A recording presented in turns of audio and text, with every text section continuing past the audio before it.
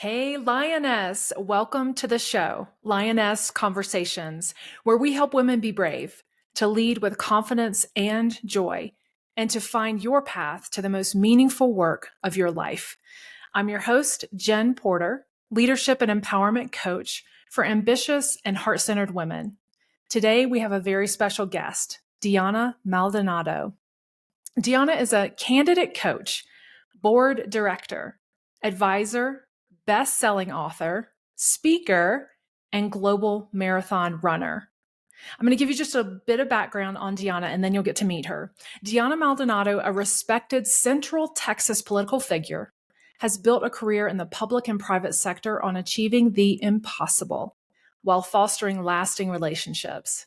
As a best-selling author, she shares stories from her journey in politics, travel, and marathon running through the lens of a Latina, inspiring women to take the next bold step. Diana, welcome to the show. Thank you so much, Jen. I appreciate the invitation. I'm so excited to get into this conversation with you because your background, what you're doing now, and the vision for what you have next, I can't wait to share with the audience. So tell us a little bit. We're going to start present tense. What are you doing right now? So tell us what you're focused on today, and then we'll go back in time and explore how you actually got to this place. Okay, so if I could kind of merge time places together, what I'm doing right now is that I developed an online course, the Candidate School, which is about managing money, policy, and power. So this is a labor of love of my time when I was in politics, running at the local level, running at the state level, and all the experience that I gathered along the way. But at the same time, Jen, the thing that stood out to me was that I didn't have a guide, I didn't have a mentor or those advisors that personally coached me as a candidate. Now, there was a lot of advising on the campaign itself, but not the candidate. So what I did is developed a course that is more holistic about the candidate and specifically for women, because again, looking back through the lens of what happened is like, it's more important for our nation and our local communities to have women leaders because they're collaborators, they're nurturers, they look for problem solving in very unique and amazing ways that will benefit the community. So I'm so happy and thrilled that on February 27th I'll be launching the course. Will be going on live. Awesome. Awesome. So when I hear the word candidate, my first thought is recruiting because my first career was in recruiting for helping companies find the best talent around the world. And a lot of people in my circles have a recruiting background. So they might be thinking candidates for jobs, but you're actually talking about politics. Right? Politics. You have a political background. So tell us about what kind of individual would be a great fit for the candidate school?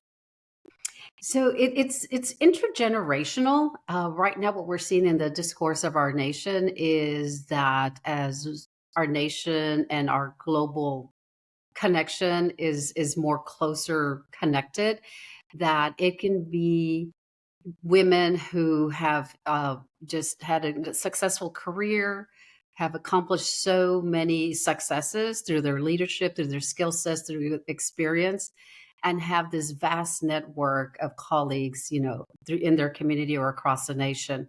And oftentimes we're also pivoting. What's that next new chapter for us? So I definitely want to connect women of that success to entertain this possibility because I've had conversations with women that are curious about that next chapter for them.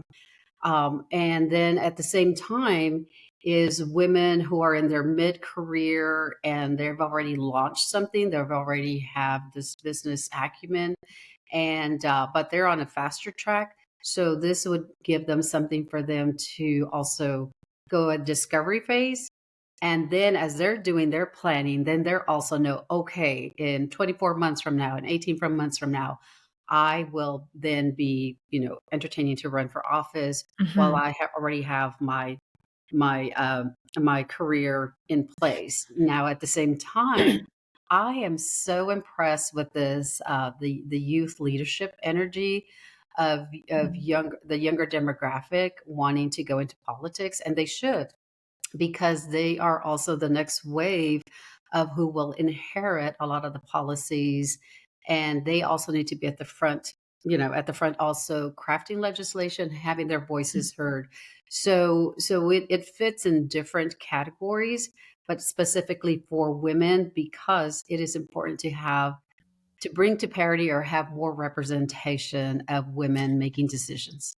Absolutely. I'm thinking of a friend of mine who needs to connect with you. She has ambitions of moving from leadership roles in Yes. the nonprofit sector to taking on a political role.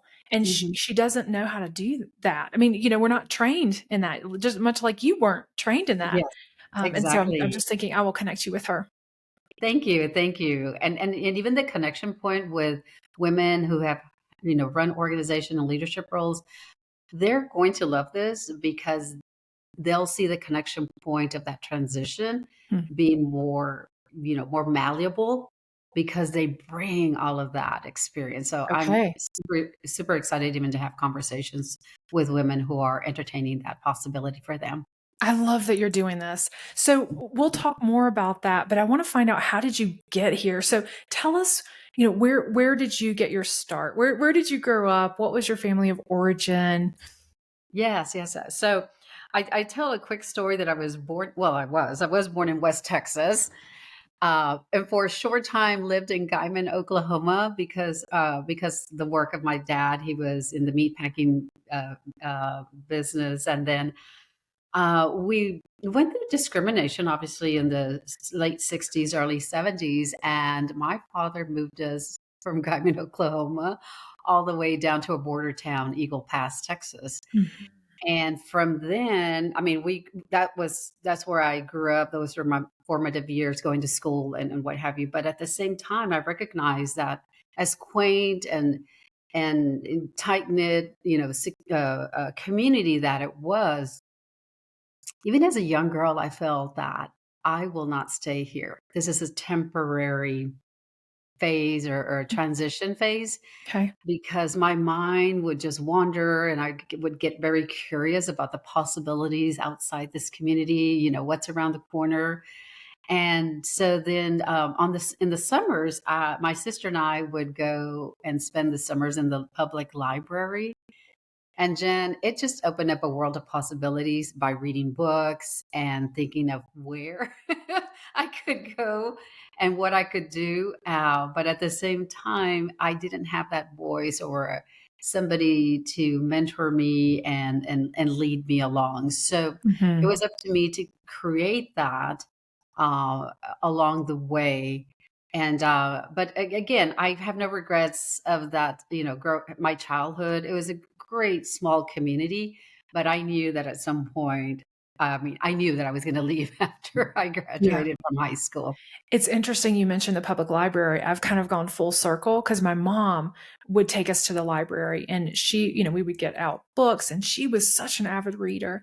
Well, Mhm. now I'm back in my public library, in the local community. I love going there and finding books, and I'm also almost always putting them on hold because they don't always have everything that I'm Yes, looking for. exactly. Like, I Yes. love it because I like try to sprint and get to, finish a book and then go pick up my next one. So it's Yeah. such a beautiful offering for our communities.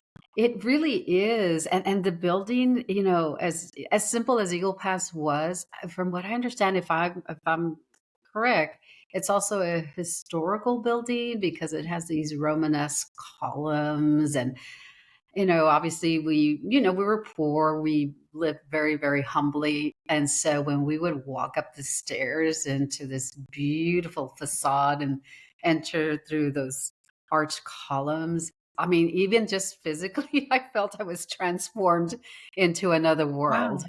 It sounds like Yeah, it was a special place, and created special experiences for you. it did.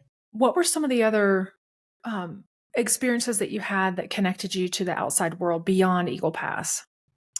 Oh gosh, when my father, he we got every all the siblings got bikes for Christmas.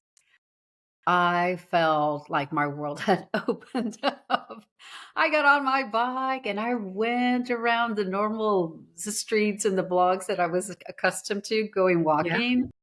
And I literally several times would go by myself, and I was in elementary. I would just ride, ride, ride, and just the wind hitting my face as, in a bike. And I felt I was so free. Mm, And it was, and then of course, after that is like, I want other people to share in that experience. okay. And so I had 4 childhood best friends that I grew up with from 2nd and 3rd grade, and I told them, "Y'all need to get a bike. I don't care. You've rented or get your brother somebody." Eventually, they quickly got bikes. So I was like, "Okay." So we all went bike riding, Wow. and then we went throughout the town. The city, it was a small city. We would go out and ride bikes, and then one time we got, probably another group of 5 girls, and it was 12 bikes. 12 of us going through this I bike can parade. picture it. Yes, yes, and then one of them got a flat, like, "Oh my gosh, what are we gonna do?" And I goes, "Oh, well, ditch her over there in the creek, and you get on top of her and ride her bike." And so it was a lot of problem solving. We were not go I mean, we were just so intent on having fun and not let anything spoil that afternoon. You know what I'm noticing is you still do the same thing in your life now.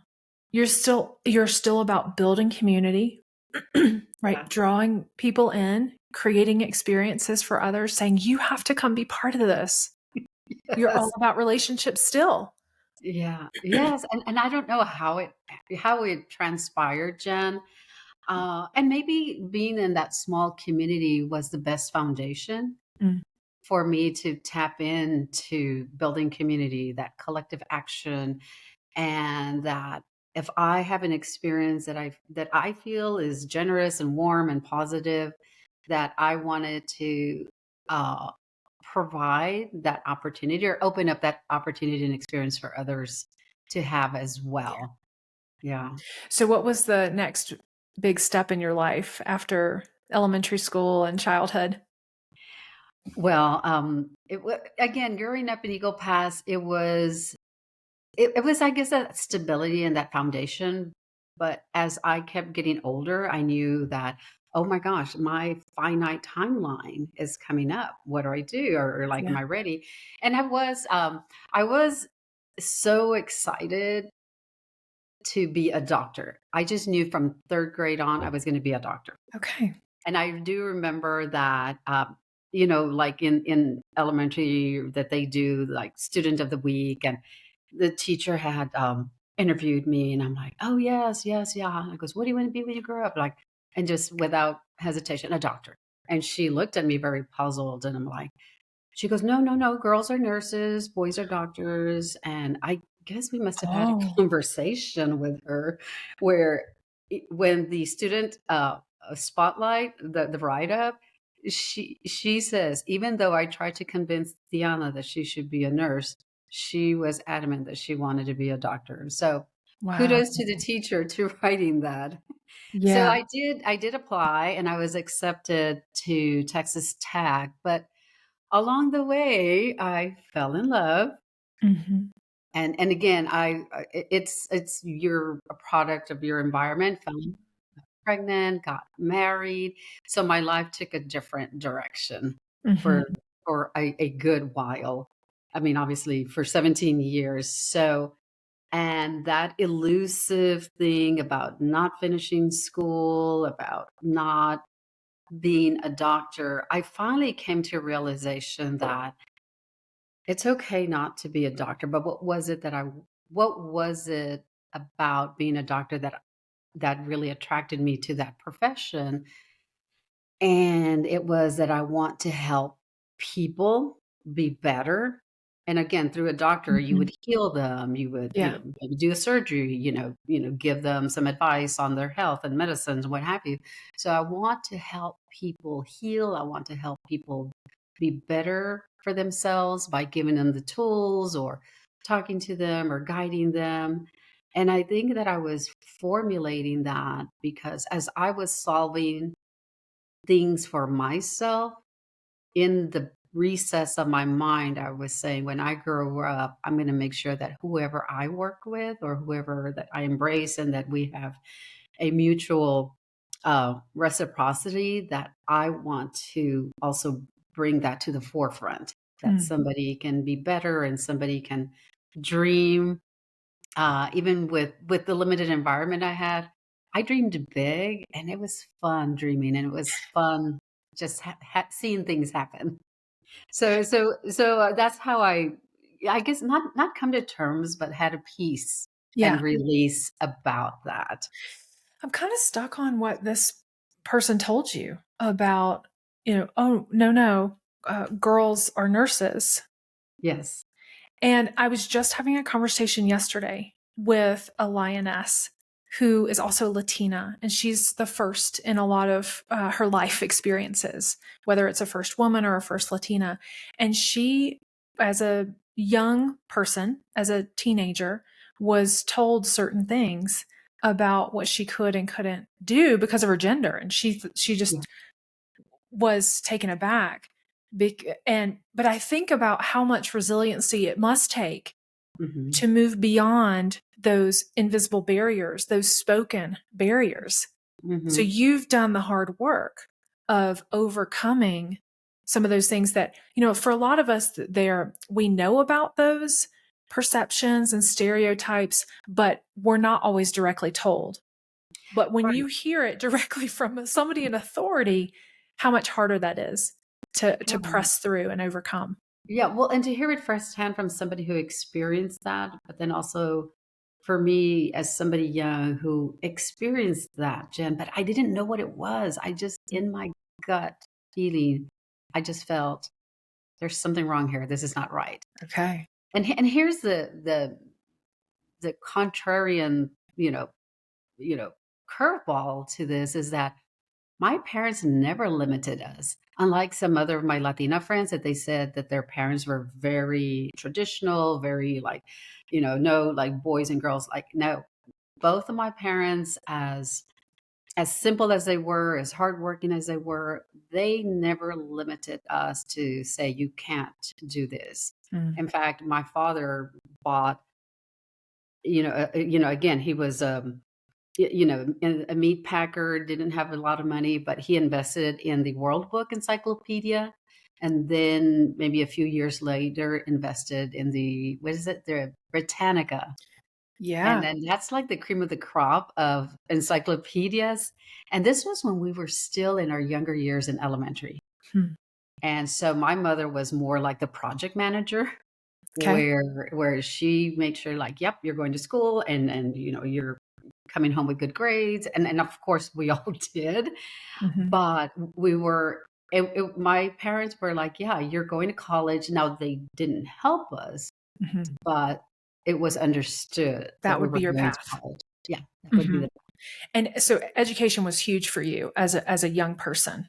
it was, and in very like in subtle ways, because again, I think my father knew how to implement it. My mother didn't, but both recognized the value of Mm. education and that it brought freedom and it brought opportunity as far as financial means.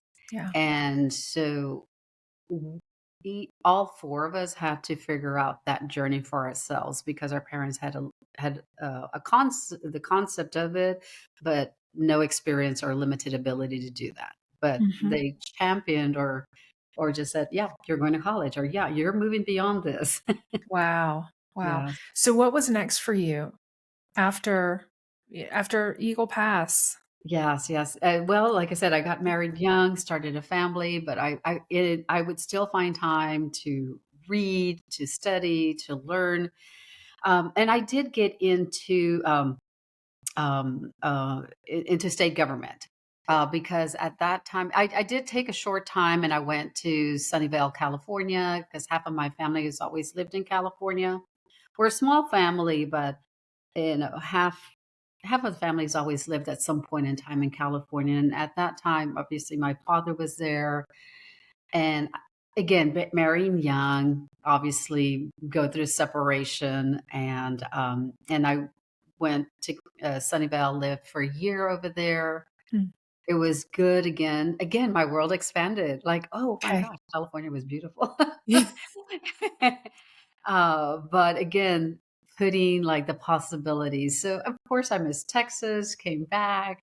A friend of mine from high school who at the time worked for Governor Ann Richards said, Tiana, and he knew me because we were in student council together when we were in high school. And he, I was on the honors editor yearbook and did other work. So he goes, Diana, you should get a job in state government. It brings stability. You get to know the process. You get to know about policy. And I'm like, okay, I'll try it. And I said, I'll try it for 5 years. Okay. Well, I ended up retiring from state board.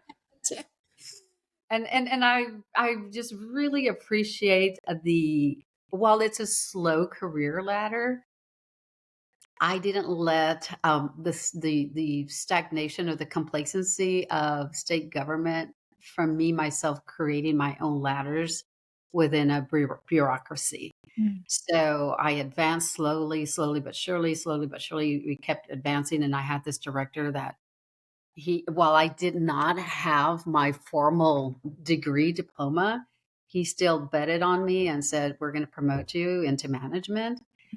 And I had no idea it was coming from him. I'm like, wow, this is amazing. So that also inspired me that later in life, then I did get divorced because obviously my husband and I were going in different directions. He was more of the person that wanted to stay in Eagle Pass, Okay. likes the simplicity, where I was like, oh no, there's a world out there. Yeah.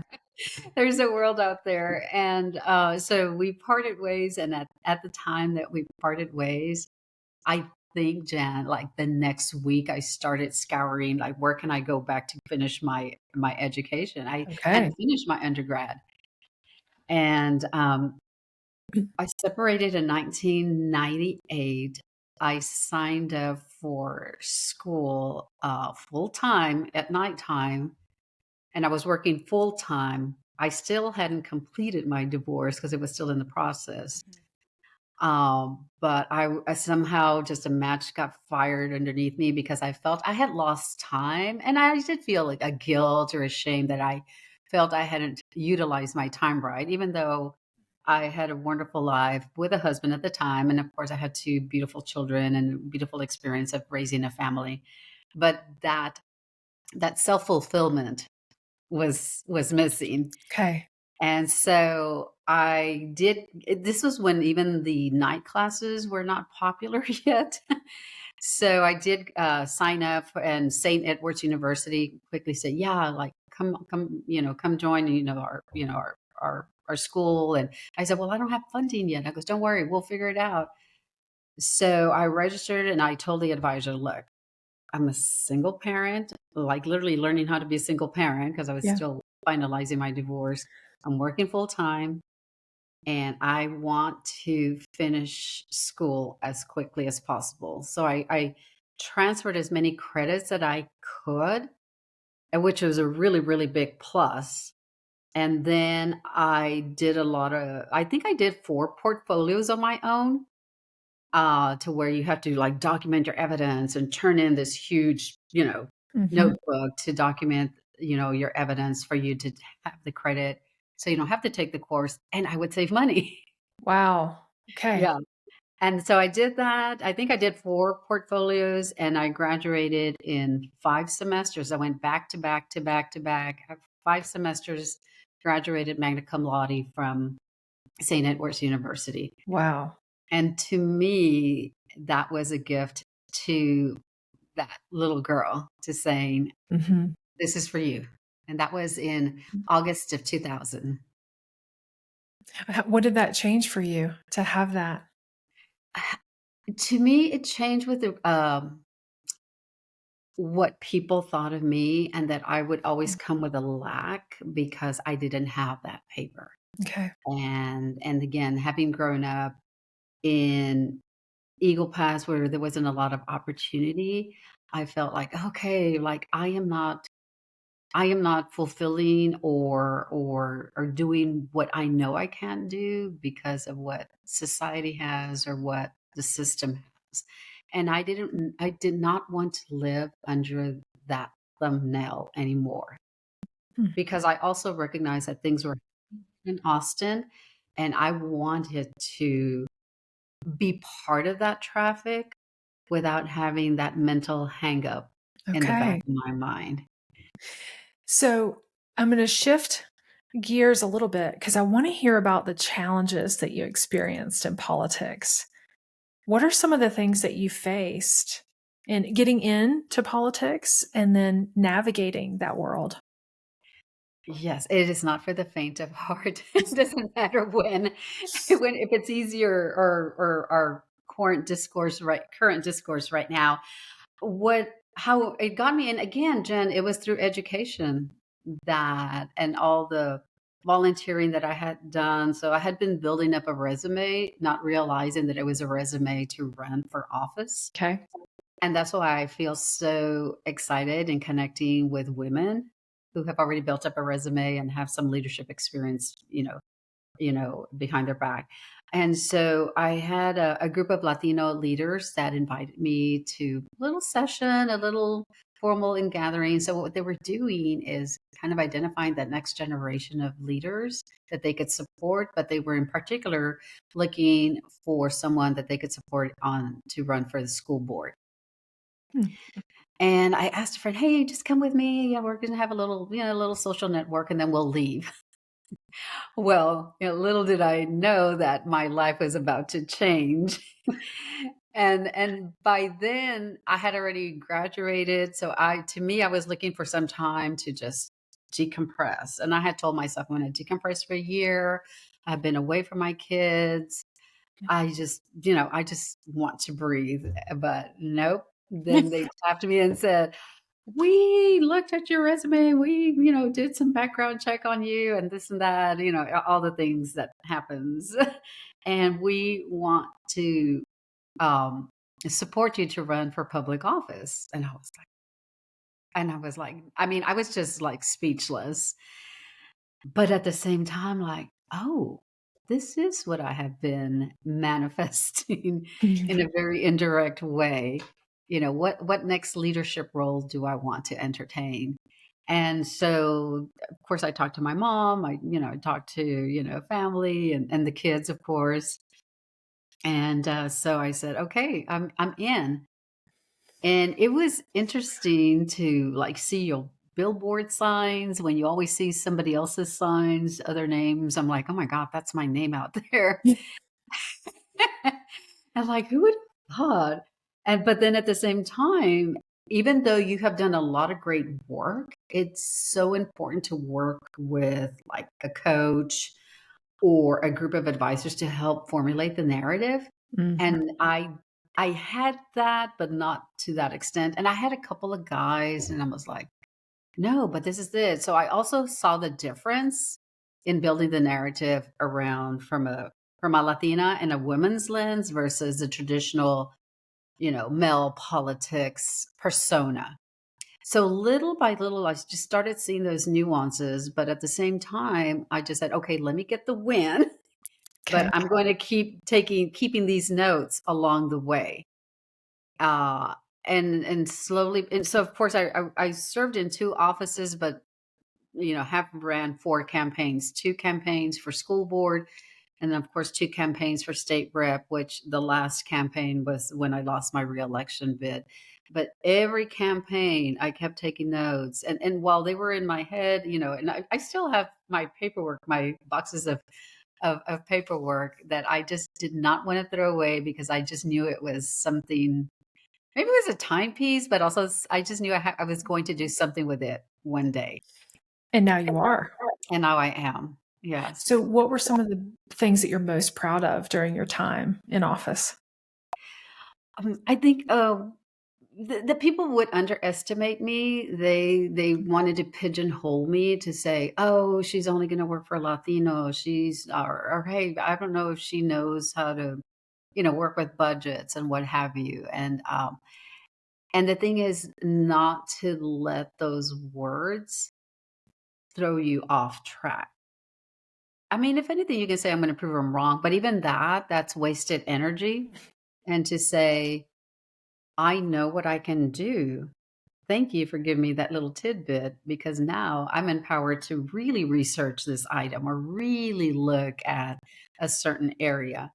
And I do remember one time in the school board that was said with regards to Latinos. And but to me, education is just all embracing. To me, it's about uplifting every segment, every demographic, not just one, because in order for a school district or a school community to prosper, it's not lifted just by one group, it's all demographics. And I remember we are going over the budget, and at the time it was like over 200 million. And I said, look, if we want to continue to have the best ratings with regards to Moody's and all of these financial ratings, and if we want to make sure that we're one of the best school districts in the state, which Texas has over 1,000 school districts, then what do we need to do to get there? And one of the things that people didn't know about me, that I play the long game. So I vision out, and then I start stepping back and kind of figuring out who are the people, what are the items or the things that I need to focus on a little bit. And so then I asked that question, and it was like, "No, yes. Yeah, yeah, we wanna have that."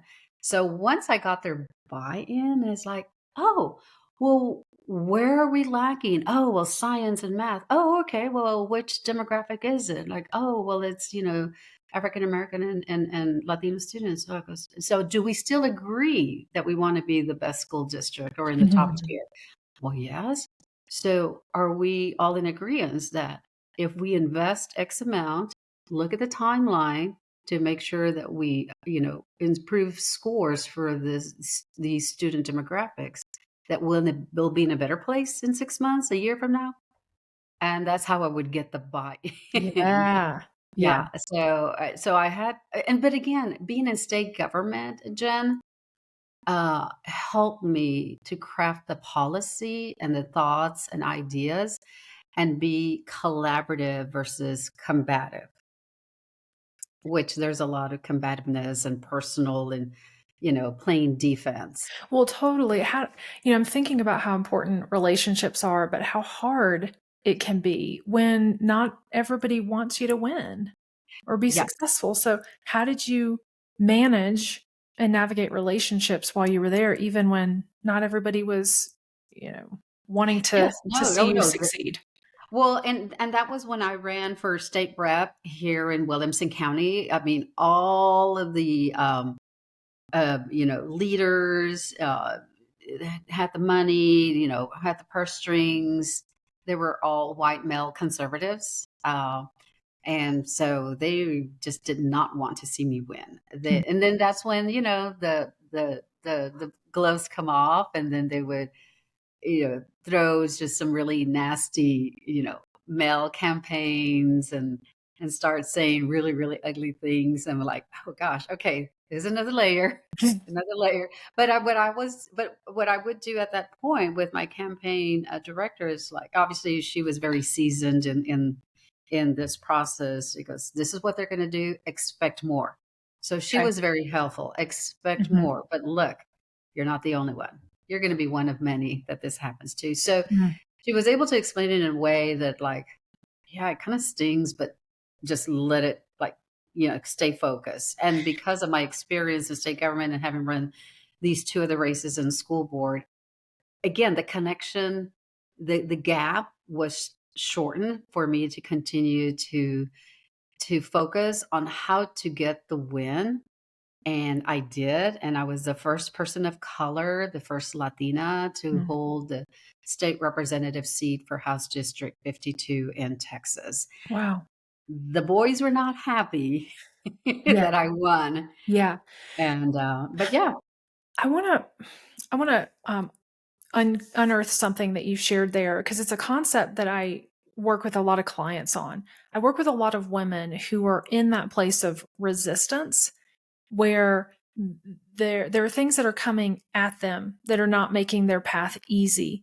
And there's Mhm, something that has to happen inside of us in order to press through and persevere through mhm. those trials and challenges. And but it's hard. It, It is. it's especially when we're trying to do good. We're actually Mhm, trying to make a positive impact in the world, and we meet resistance. It's just like crazy. What is it that you embodied, and what do other women need to embody in order to persevere through the rejection, the trials, the people coming against you, the resistance, all of that? mhm. I'm gonna take it back to something that works for me is that I did a lot of reading from thought leaders, and one in particular, Dr. Miguel Ruiz, the four agreements, and one of them is do not take it personal. Mm, And I had to reread that chapter a lot because, like, why would I not take it personal? We're very passionate. We're like, yeah.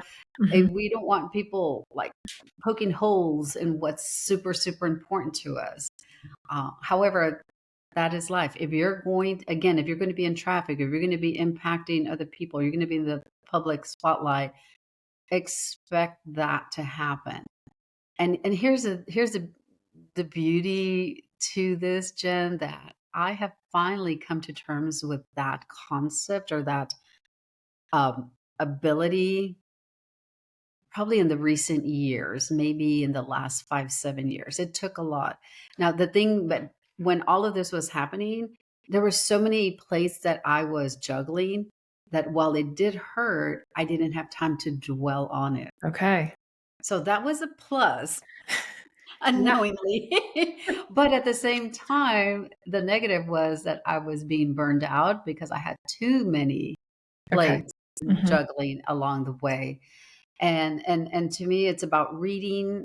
It's about following some authors, following some leaders, getting those best practices. I literally journal practically every day, sometimes twice a day, Uh-huh. even just to write a sentence, because I also know in the power of the pen that when you Mm. see it on paper, whether you say, I feel they hate me. And when you see it, it's not true. And Yeah. number two, it doesn't matter. It's such a great, simple tool, but I find that when we write things down, it gets out of our head because in our head it spins and Mhm, cycles and, tells mhm. us it seems bigger. And then as soon as we put it on paper, it loses power. It loses power. And third, what I did do that I think the universe just throws me little softballs. And then because of my curiosity that I do respond to those curveballs, I got into running. Yeah. Tell us about that. How Yeah. did you become a global marathon runner? I'm trying to get out of the four walls of Eagle Pass. No. No, again, when you lose your reelection, it is the most hardest fall from the pedestal is what I say, because it doesn't matter if you're there 1 term or 10 terms. I mean, everybody goes away the moment you lose. Yeah. Like, it's crickets, and it's very, jarring. So I literally had free time, and like literally free time. Mm. And I decided to start running. I was on Town Lake or Lady Bird Lake, what they call it now, Lady Bird Lake. And I was always a nature person. Like I said, I was on my bike. I was always, venturing out. So I said, I think I'm just gonna go on the trail. And at that time I had a lot of asthma, again, because of the burnout and the stress of juggling too many plates in my life, that I had developed asthma at the Wow. time. And so I said, I'm going to run 3 miles. Well, I say run, it was more walk in the beginning. So you didn't grow up a runner. You weren't, Oh, in no, no, track no, or no, but cross no, by no country. any means. No. Okay. I was sports active, but I wasn't disciplined in any sport. Okay. And so I did it for 3 weeks. By the end of the third week, it just clicked like, oh my gosh, I'm actually running more of the 3 miles than I was walking. So I'm onto something. And then I thought, "Oh, let me do 5, let me do 7." I'm like, "Oh my god, I actually did a double, 10 miles." Oh, And wow. but my asthma was also starting to clear away, but more importantly, the headspace, Jen. Yeah. It was a headspace. During the runs.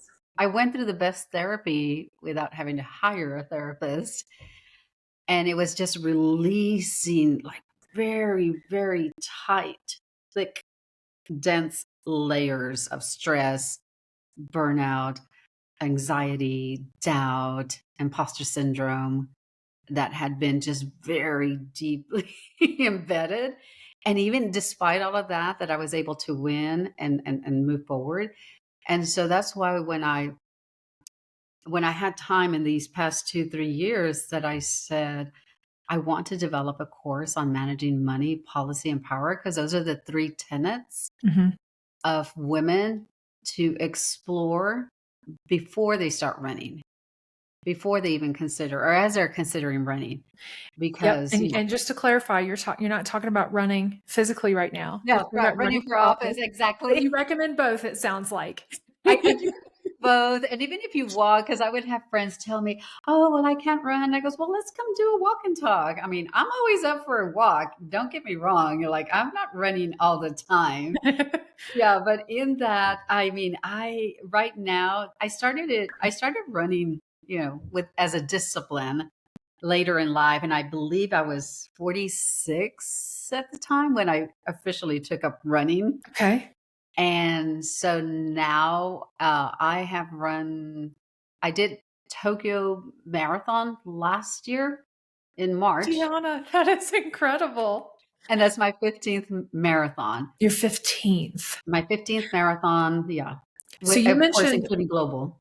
you mentioned your long game perspective that you bring into the roles that you do. Was there a long game vision in the running, or was it just instinctual to start running? It was instinctual to start running. And then, you know how you say that you're the product of your environment and, the people you're around with. So Yeah. then I joined a running group and I started to see and I think what was so embracing and so welcoming of that running group that it wasn't the stereotype of thinking like long legs, somebody really thin and fast. I mean, you had all shapes and sizes just going at Mhm. it. And I'm Mhm. like, I'm where I belong.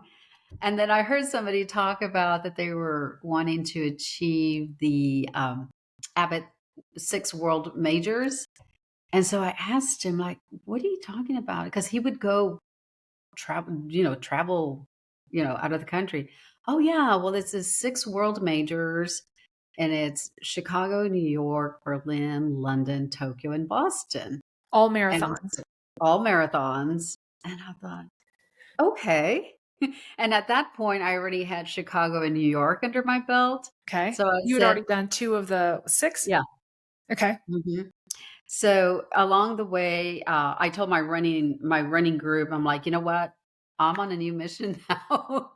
And I Yeah. want to see this happen. I want to see it unfold. And and in the time we've done other domestic races. I've done hiking. Like I said, I went to Patagonia, I went to Morocco, and those were just pure hiking. It had nothing to do with running, but more hiking. And then, of course, did Paris and so other races. So to me, the running and seeing other cultures again helped me be what I say a better thinker, a better solution uh, solving, Mhm. problems for organizations, and it brought me more clarity to look at organizations and processes and tasks in a way that I hadn't able to do it before.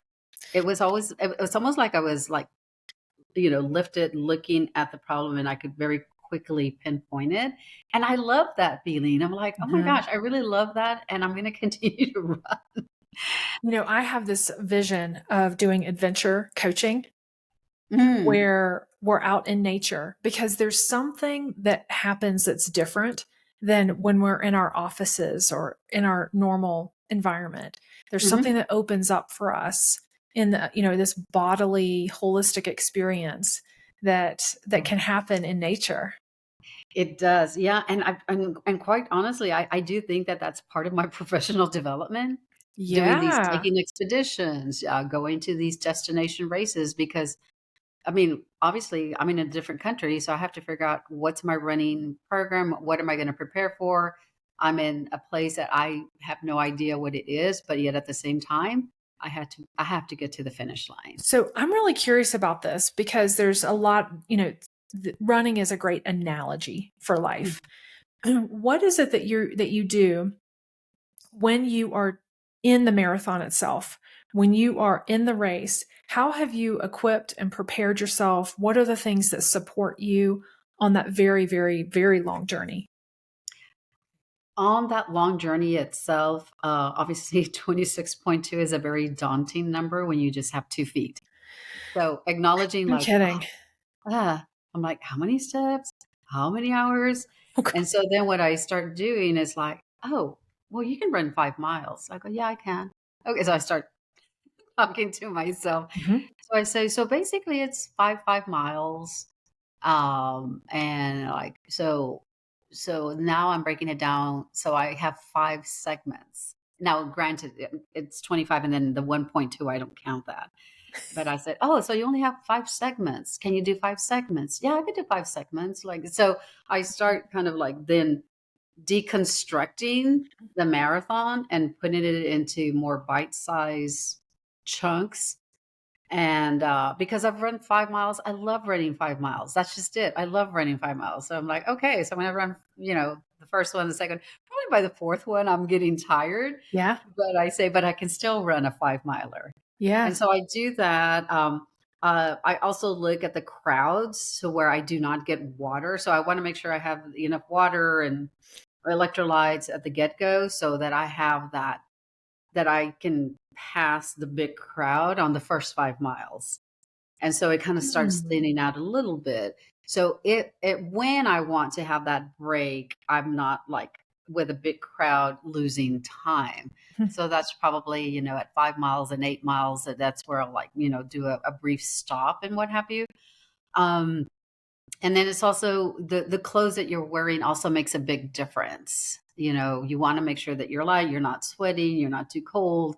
So you also have to look at the temperature. I mean, as you're running, you'll be 10 to 15 degrees hotter than what the outside temperature is. Okay.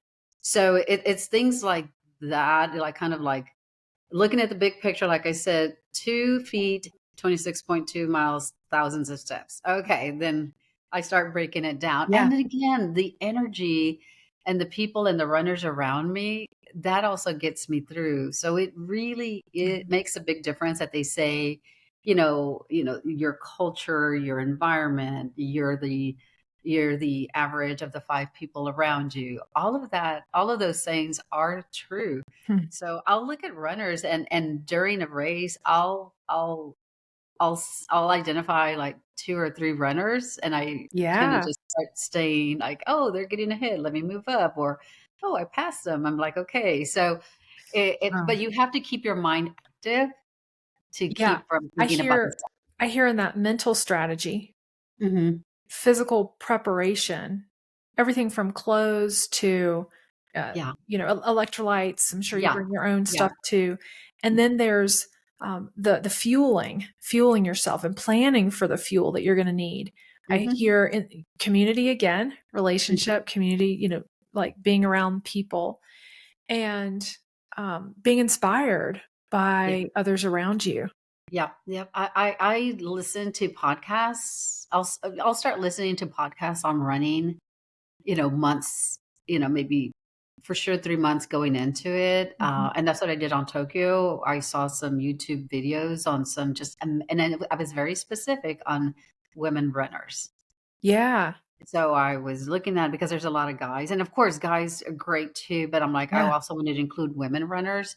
And I think through their energy, I also recall some of the steps that they did when I was in Tokyo that I was like, oh, mile 18 was really difficult. And so I said, no, no, no, no, what would they do? And so that helps a lot. But they say that there's two halves to a marathon. Hmm. The first half is up to mile 20, and the second half is 21 to Wow. 26. And it is true because that's where it gets the most grueling part of it. Amazing. Yeah. I also think about the way in which you've tackled the impossible, whether it was in your career, your education, or in these marathons, and how you want to help make the impossible possible for others now, Yes. right? Through candidate Yes. school. So, I do. what is your vision for candidate school? My vision for candidate school is to bring a solution and answer questions for women who have been talking about the what if for them. Like, here's a pathway for you to literally formally visualize what is possible for you. It is a difficult journey. It's a challenging journey. But what I have done along the way is create a course, create a resource that it doesn't have to be as difficult, but I really want women to experience the journey of when they put their hat in the ring, becoming a candidate, go through the experience versus that it's so grueling and burning out. Because whether you win or lose, it's believing in yourself and knowing that you gave it your best. And how do you give it your best? It's the same when I train and run for a marathon. I'm not just going to show up at the starting line. I have to have, it takes 6 months to prepare for a marathon, and lots and hundreds and hundreds of training miles Yeah. to get to that start line. I start, you know, wanting honing in what I'm eating even 3 weeks before, race day. I start listening to podcasts. So there's a lot of those steps Mhm. that I have to make sure that I am bringing the best to the start line. So in that same analogy, I picked the three topics that I felt were important for women to understand, to read, to delve into what is unique for them, because this course is very unique and very tailored to each individual. They answer their own questions about managing money, about what does policy look for them, what experience do they have, what experience will they, or what things will they need, and then the power of politics. Once you get elected, it's a whole different ball game. And don't lose yourself along the way. Keep your principles, your values. Don't compromise your principles or values on that. So in that, to me, it was so important that we have the possibility to elect more women to office. But time and time again, Jen, I hear like, well, I'm building my career, or I don't know how much it takes, or I don't know if I want to be, how am I going to be attacked in the spotlight, and things like that. So this course will take you through those facets and answer those questions. But it is a lot about journaling. It is about getting clear, and it is about, you know, you know, shifting and evolving along the way, so that this course is the same way as running a marathon. When you get to the front of the line, the start line, you know that you are bringing your best by having this course, by identifying the people that are going to be supporting you, who's going to be running the race along with you, and that have the best interest in you in mind. And it just really, I don't know. I always feel like I have a lump in my throat, because I think it is so important for women to have this. And I know that I didn't have this type of holistic coaching along the way. But at the same time, as more women are graduating from college, as more women are taking leadership positions, as more young Gen Zs and millennials are wanting to take that leadership role without having a lot of experience, this tool will help them craft their unique story, their unique game plan, for them to have the best chance of owning their future as they run for public office. What makes this so important to you? To me, it's one. Oh, I think maybe I could have done my campaigns differently. Uh, and it's important to me because I see so many women around me in different network conversations. And even once they know that I'm a former elected or I've been in politics, I will always get like a DM or somebody pull me aside. Hey, can I ask you about something? And it's those little nuggets of women asking a little bit more that they're curious that I feel like these nuggets do not need to stay small. These nuggets are very empowering, not only for that individual that pulled me aside to ask me a question, but to more women because I also think about family. Family to me is important. And I have a 5-year-old granddaughter, Camila, that at any point in time, I want to spend time with her. And I also think about what world am I leaving for her? And my daughter, she's, 37, and she has just been such a glue with regards to her life, her marriage, and the way that she is bringing up Camila. I just give her so much credit because I did not even do half Hmm. of the work that she's doing for her daughter. And I'm like, that's what it is. That's why it's important. And education, um, community, communication, love and support is really the fundamental aspects of any lesson to make it a better place. Tell us about Camila. Okay. That would be another podcast. No, You've mentioned her before, I and know. I know she's a light in your life. Tell Oh us my about her. gosh. Yes, we are buddies. I just so much appreciate my daughter lets me just that we just have this bond together. And so I take her on nature hikes, and we go to this a hiking park. And one time we were hiking, and she was really into it. And we're on this little path, and she calls me Nana, Nana. I think I discovered a new path, and of course it wasn't one. But I'm like, really? He goes, yeah. I goes, well, what do you think we should do? He goes, I think we should name it. Like, oh, okay. Well, what should we name it? She goes, the Camila Path. I'm like, well, okay. And how are we going to find it again, Camila, when we come back? And so she gets some sticks and puts it there, which of course we were going to like, sure, okay, we're going to find it. And as we're exiting the park, we kept seeing it was a spring. It was like all the caterpillars. Yeah. And then, so she goes, Nana, they're running over the caterpillars. I know. And I goes, that's okay. We're going to be careful. And as we're reaching the end of the park, you have the benches that are named in the memory of a lost loved one, Mm. an accident or something. So the park had a lot of those benches. And so as we stopped, she asked me, he goes, Nana, what's this? And he goes, well, and I explained to her, somebody is a plaque and they love somebody so much that they made this sign for them. So anybody that comes to sit on the bench will have time to reflect or have time to think about that. And she was like, okay, okay. And then she was asking me, well, when did they die? I mean, she was literally getting very curious about Yeah. how old were they? When did they die?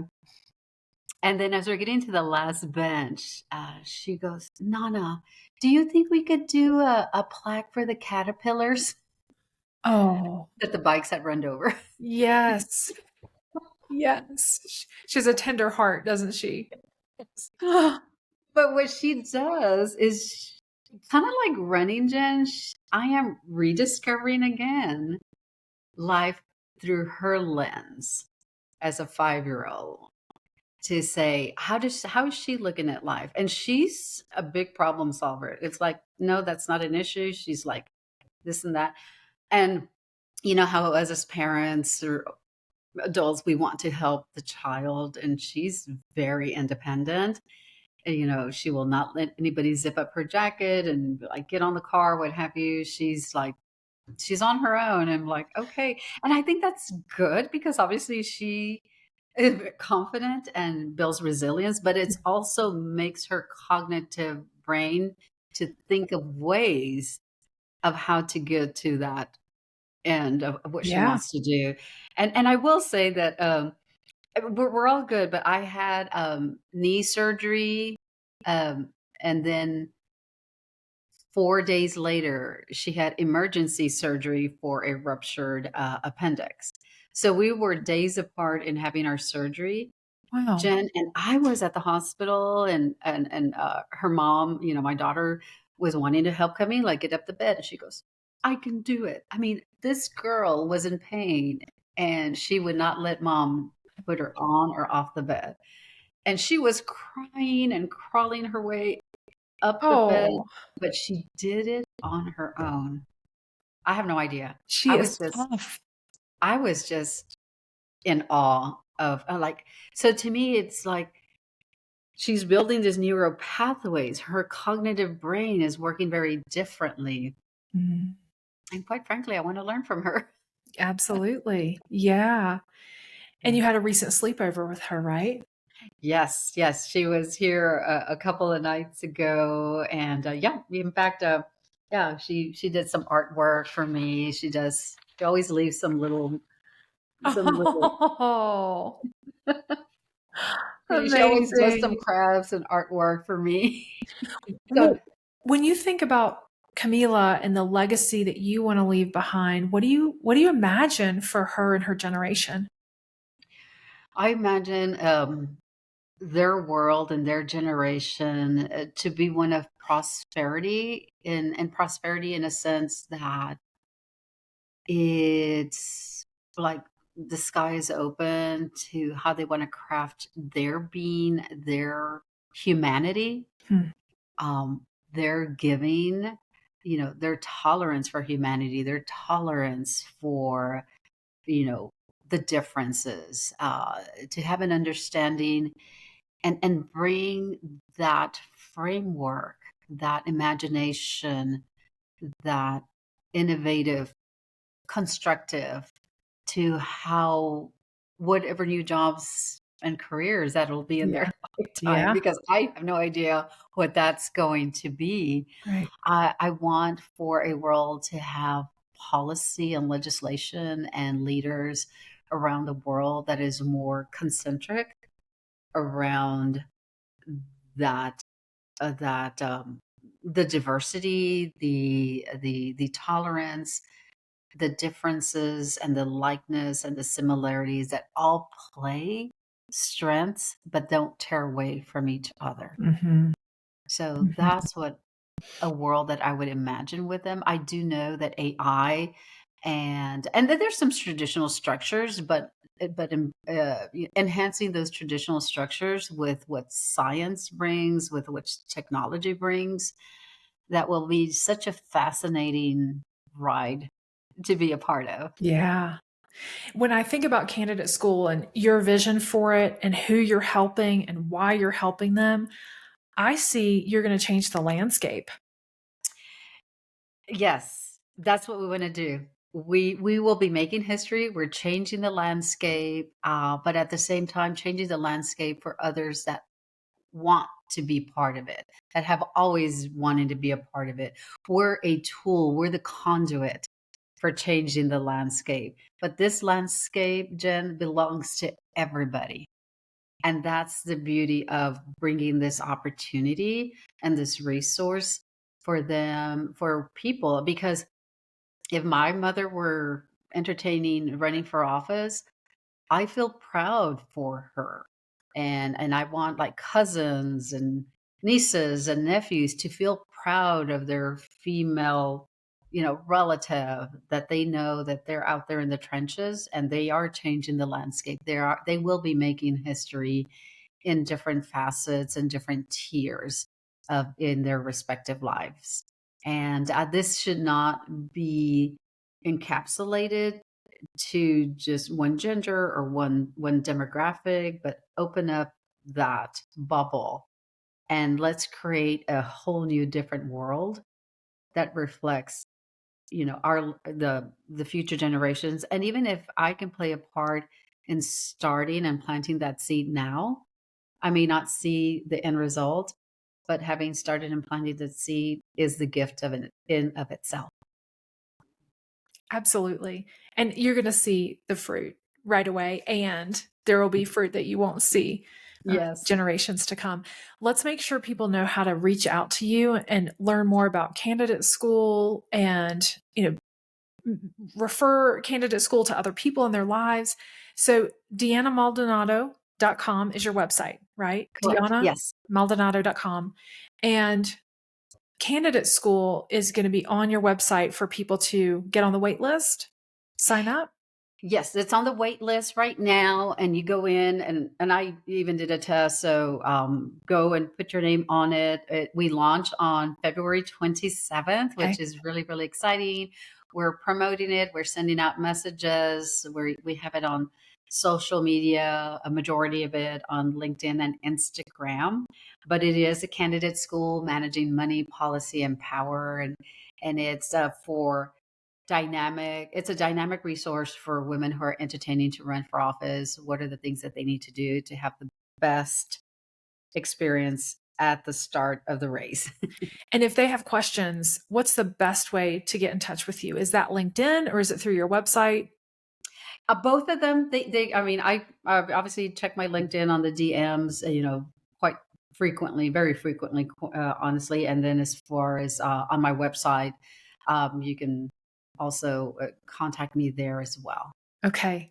Yeah. Deanna, thank you so much for sharing your story. What a delight to just know that you exist and that you have this passion and that you're sharing your knowledge and experience and lessons learned from your journey to help others so that it's easier for them to achieve the impossible because Yes. you're going to be supporting them. So thank you so much for being here.